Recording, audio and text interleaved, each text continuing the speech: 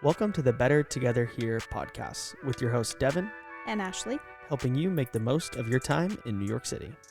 Hey everyone, and welcome to today's episode of the Better Together Here podcast. My name is Devin. And my name is Ashley. And we are going to dive into one thing that most people who visit New York want to do, which is go to an observation deck, one of the high buildings where you can see all of the beautiful views that New York has to offer. We're going to break down, are they worth it? Which ones are the best? Which ones maybe are worth skipping? And a couple pro tips for observation decks. So let's get right into it. The first thing we need to discuss is the question of, is it worth it to go to an observation deck? Because most of them are going to be in the $40 to $50 range, and it's going to take a couple hours by the time you likely stand in line, go wait to get up to the actual observation deck, spend time on the observation deck, sometimes stand in line to come back down the elevator. Yes, that's a thing.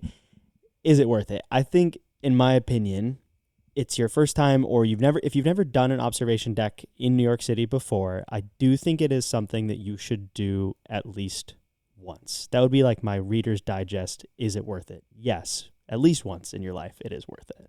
Yeah, I think you absolutely should add an observation deck to your New York City bucket list for when you are here.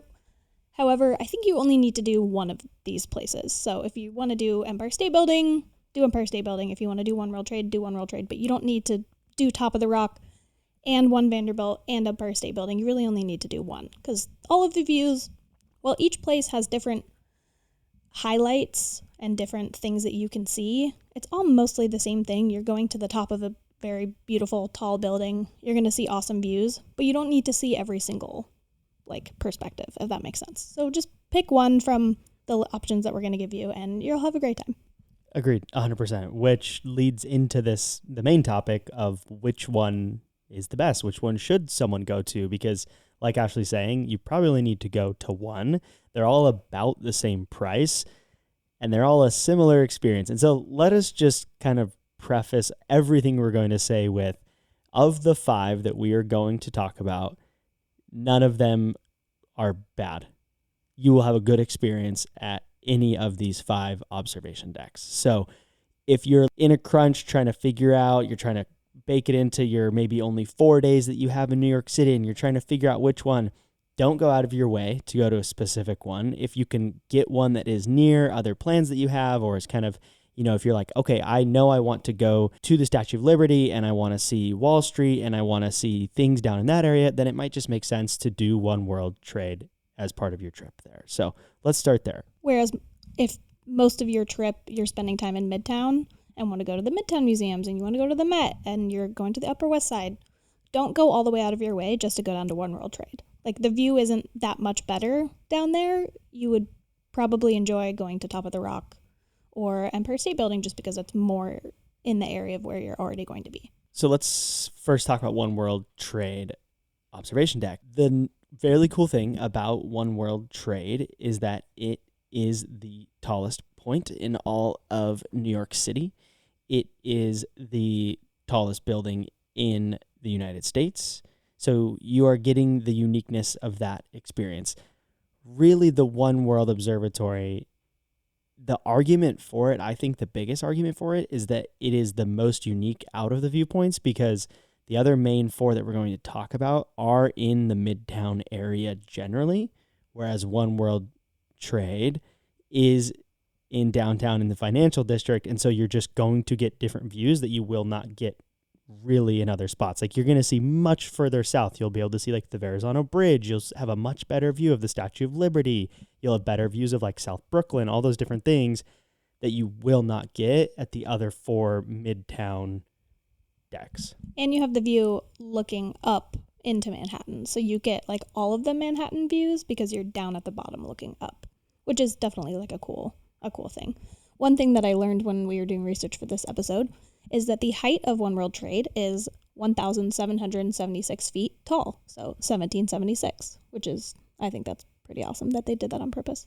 Agreed. And another pro of One World Trade is that there is a nice restaurant. So a lot of them will have some type of food options. The nice thing about One World Trade's restaurant is that you get these really beautiful views that I don't think compare to the other restaurants' views, but it's also fair-ish prices. Like, it's still New York City prices for drinks and food, but some of them, like the Edge, which we'll talk about later, their food prices and drink prices are astronomical and just absolutely not worth it. So that's definitely a pro. And I think, again, one of the main pros of One World is that in the winter, you're inside, and so you don't have to brave the elements. Many of the decks have both inside and outside, and so you can still kind of get that, but One World Observatory is built to be experienced inside, and so in the winter, you don't have to deal with the weather. Yeah, going along that with the restaurant specifically, I do really like their restaurant. They have really great appetizers, and I like their cocktails. I wouldn't necessarily recommend going there for like a whole meal. I think that there are better overall restaurant experiences where you can go and have like a better meal overall, especially if you're only coming to New York for a couple days. I don't know if you necessarily need to dedicate a whole meal to the One World Trade Observatory restaurant. Yeah, so highly recommend going there for drinks and appetizer, but maybe skip for dinner, in my opinion. Yeah, agreed. It's more about the experience and less about the food, but the food and drinks are still good. As for the cons or some of the drawbacks of One World, so I know they said that being indoors in the winter is a pro. It is a con, though, in like the summer or the non-cold months. Just like being indoors kind of takes away from that experience of like, I'm up in a really tall building outside, like kind of feeling like you're up in the clouds. Like you don't get that quite as much because you are indoors the entire time. And I feel like your pictures are a little bit less high quality because you're taking a picture through a big glass window and you're going to get like reflection. Like if somebody's taking a picture, you're going to sometimes see a little bit of their reflection in your photo as well. And since you're down in the southern tip of Manhattan, you're not going to get views of Central Park and any of the uptown areas. So that's a downside. Prices for One World Observatory start around $39. So again, they're all roughly in the same $5 to $10 price point of each other, but starts at $39. If you do want really good views of Central Park and the uptown areas, this next one is a good option for that, which is Summit at One Vanderbilt. One Vanderbilt is on 42nd Street in Madison, so you're a little bit more east compared to a lot of the observation decks, and so you're going to get more views of Brooklyn. Again, you're going to get similar views at most of them, but one of the, I think, pros of One Vanderbilt is that you are going to get pretty good views of Central Park, which I think seeing the park from above and then actually going into the park and exploring it and kind of getting those two different vantage points is just a really interesting experience to be a part of. Let us say we have not actually been to One Vanderbilt. We have been to all of the other observation decks, but we have not been to this one. Most of the pros, like what you're going to see is that they kind of go for like experience-based stuff. So they have art exhibits and they have movie type stuff. And there's one of the floors where it's kind of these mirrors that make things look different and feel different. And you've probably seen on Instagram, like the bubble things, the art installations, just kind of stuff like that. And I think that's kind of what they're going for. I think they know that view-wise, it's not that much different than the others, and they don't have much more to offer beyond that. And so they kind of go for that like Instagrammable stuff, which if that's what you're looking for, great. But it can also be a con because it just attracts the people who are like, I just want pictures for the gram, and just take that for what it's worth. One pro for One Vanderbilt is that they do have like an indoor and an outdoor section combined. So it is nice to be able to like have the indoor experience and the outdoor experience. However, one of the cons that we saw on reviews online was that the views weren't quite as good as some of the other observation decks. So, again, we haven't been there ourselves, but I trust other people's reviews on that. And prices for that start around $42. When people on the reviews were saying, oh, the views actually aren't that good, most of the people were saying, like, you could get better views at the top of the rock and have other better things. So we'll talk about top of the rock. So this is part of the Rockefeller Center. So you hear Rockefeller Center, and it is kind of a general term, but it's a huge kind of complex of a bunch of different buildings that are all kind of in that one area. There's the ice skating rink. There's a bunch of shops. There is where they film Saturday Night Live. There is then also top of the rock. So you're kind of, it's fun that you get to experience that whole area. Most people want to go to Rockefeller Center anyways. And so just saying, hey, I'm going to get a ticket for top of the rock and go do that while I'm checking out Rockefeller Center is a really, really great option and kind of a good perk of top of the rock. And I would say top of the rock is probably the most conveniently located place. Like Devin mentioned, there are a lot of other things around Top of the Rock that you're already going to want to do, especially if it's your first, maybe your second time in New York City. So like we said earlier, if you're only going to go to one, this is probably a good one to go to because odds are you're already going to be in this area of New York City and you don't have to go out of your way just to go to an observation deck. The one con of it, though, when we have done this, it does feel like the platform areas where you actually are standing are smaller than some of the others, and it feels more crowded. With that being said, all of these, depending on the time that you go, time of year, time of day, day of week, can be crowded. That's not exclusive to Top of the Rock, so just take that with a grain of salt. But I really do like the views from Top of the Rock because it does feel like a lot more central, and you're kind of just immersed in the city views, because it's a little bit more central in regards to being off of 6th Avenue, which is kind of in the middle of Manhattan, and you're like around the 40s, so you're kind of in the middle of Manhattan again, so you're just getting that kind of like central feeling of Top of the Rock. You also do get a very like iconic New York skyline view because you have an unobstructed view of the Empire State Building. So you can get really cool pictures like with you and your friends and family of you guys in front of the Empire State Building, which is pretty cool. Yeah, and prices start at $40. So again, right, they're all right in about that same range pricing wise, which leads us to this episode's You'll Have to Check It Out segment, which is Cafe Pana. One of our friends took us here just a few days ago, and wow, it is coffee. They have coffee, but it is mainly ice cream, and it is Italian-inspired ice cream, and there will usually be a line. We stood in line for about 20 minutes on a Saturday evening, so kind of peak time. The line moved pretty quick, but it was worth it. I'm not one for standing in lines. I think anything over a 30-minute line isn't worth it. We were under that, but man, this was worth the wait for sure. I'm going to go out on a limb here and say that this is the best ice cream that I've had since we have moved to New York City.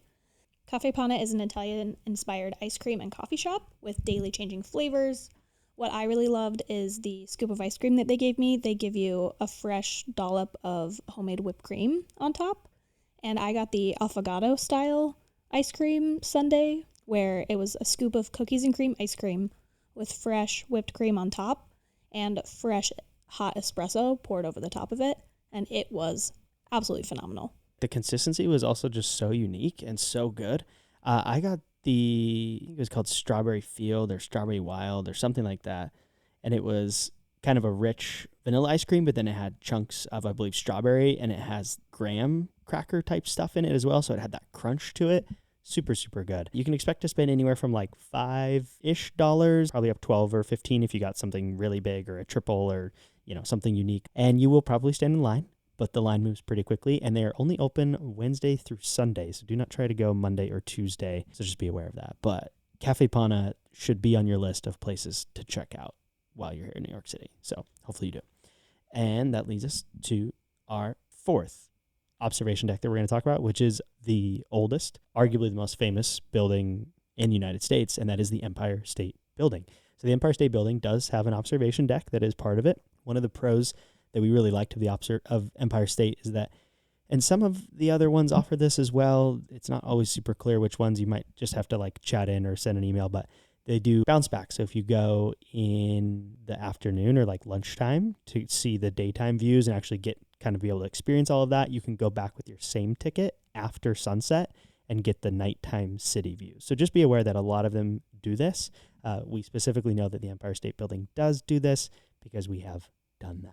One awesome thing about the Empire State Building is there's a really cool educational experience while you're going through the building and making your way up to the observation deck. So you get a lot of the history. One thing that's really awesome is that the Empire State Building was built in 410 days, and it's one of the tallest buildings in the world today.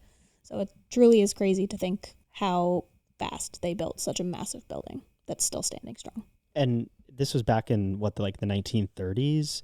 And you just think about how far we've come with technology and improvements in construction and those types of things, and a road fix in your neighborhood, and it probably takes like 3 months just to do that. And they built the entire Empire State Building in 410 days. It really is just a feat of engineering, and you learn a lot about that as you're going into the Empire State Building, which is a really fun experience. And I think if you want just like the true New York experience, they do a good job as well as part of the observation deck experience of like showing you iconic movies and photos and magazine covers and movies and shows that it's been featured in. Like, it really is a very iconic American building.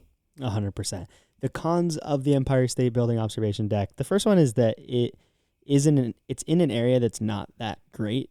Herald Square is what it's called. We don't really like Herald Square. There's just a lot of sketchy experiences that we've had there. And I don't know, it's just like a little bit dirty and there's not much going on there other than it's close to Madison Square Garden and there's some shopping, but Herald Square is an area you may not even go to at all. And so again, just going back to convenience, that is potentially a downside of Empire State Building. And if we're talking about views, pretty much all the other buildings that we're talking about, they have the glass wraparound so that you can kind of have an unobstructed view. The Empire State Building does not have that. They have kind of this grating and metal things. There's glass, but then it's also like metal grates in parts, and it kind of makes your pictures not as good and your views not as good. And so, I don't know, ups and downs of each of these spots, but that's definitely a drawback that we experience. Pricing for this starts at around $44, so it's actually one of the most expensive ones, but I think part of that is just because it is such an iconic building and has been around for so long. On the flip side of the slightly diminished views at the Empire State Building is the Edge observation deck. So the Edge is probably our pick for the best observation deck in New York City. If we were to only recommend one to you, it would be the Edge, and here's why. First off, it is in a part of the city. It's in what's called Hudson Yards, which is kind of a new development area. It's more towards the west end of Manhattan, and it's at about 34th Street. So again, you're pretty in the middle. So you get amazing sweeping views of downtown, where you can see One World Trade. You can see the Statue of Liberty in the distance. You see all of New Jersey area there. You can see super far out west as well. But then you also get full views of Central Park, of Brooklyn, of Midtown, all those different areas. So arguably the best views themselves, I would say, are at the Edge. Yeah, I truly love the views at the Edge. Whenever people come to town and they want to go to an observation deck, this is typically the one we recommend. I just really love the views from the Edge specifically. If you are going to go, I highly recommend going around sunset because you get the daytime views and the nighttime views. Keep in mind, if you go at sunset, a lot of other people also think that's a great idea, so it will be a little bit more crowded. However, I think that's worth it. You get really pretty sunset. You get all of the beautiful sunset gradients over the Hudson. Like Devin said, you can see New Jersey. And I just really like the wide variety of viewpoints that you get at the Edge, just because it is so centrally located. And I personally love any view that's by the water. So I love that you get some really beautiful water views at the Edge specifically. And one very unique part of the Edge is they have a block. It's probably, 20 square feet or so as part of the observation deck that is like a glass floor that you can walk across and you can see straight down to the sidewalk and the road. It's quite a unique experience. I do believe that One Vanderbilt has something similar, but I think it's better at the Edge from at least what I've read because we haven't been to One Vanderbilt, but it's a very unique experience to be walking and it feels like you're walking kind of across air as you look down and just see thousands of feet, thousands of feet down. It truly is trippy. Like, I'm not even afraid of heights, but there's something that happens in your brain when you take that step, and your brain thinks that you are taking a step off of a ledge, but you're just walking on the glass. It's highly recommend that. A couple of the cons of the Edge, it can be a little confusing to find. Like we've been there a couple times, and now we know where it is, but sometimes it's confusing because it's inside of a mall, and all of the buildings in Hudson Yards, it can be hard to know which one you're even supposed to go into, so just be aware of that. And it can be extremely crowded. I think in regards to crowds, this might be the worst crowds I've seen have been at the Edge. Sometimes there's a line that's 15 to 20 minutes for like the good picture spots, so drawbacks, just like most things, some pros, some cons. Also, the food and drink here, extremely expensive. There's a restaurant, very, very expensive. There's like little cafes where you can get a beer or, maybe a sandwich, but even those are just crazy. Even for New York City standards, way, way too expensive. Yeah, I feel like their cheapest cocktail was like mid $20 range for like a gin and tonic or something basic. So not worth it. But the Edge is one of the cheapest ones.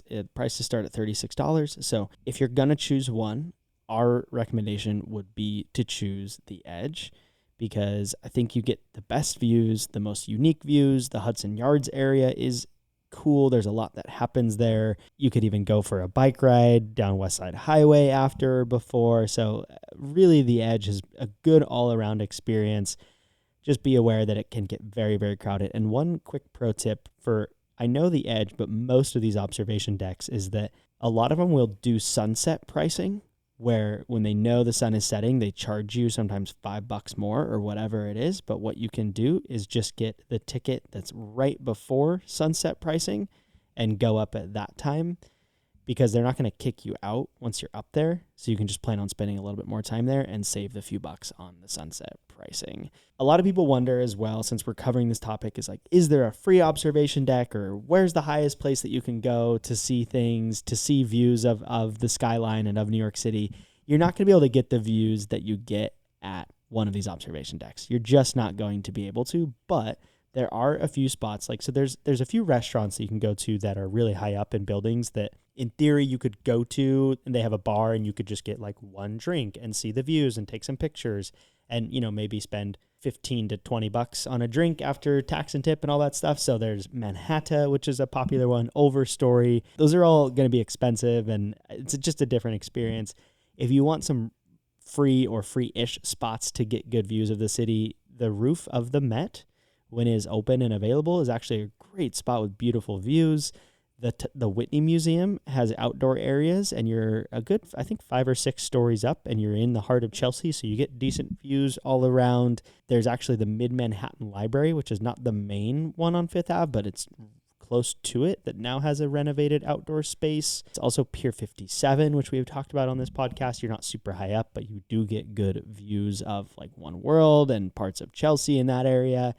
And obviously, if you go outside of Manhattan, that's actually better spots to get views of the skyline. So if you go to like Brooklyn Bridge Park, some of the parts of Brooklyn, like in Dumbo, or really pretty views of the skyline of Manhattan specifically, while getting out of Manhattan.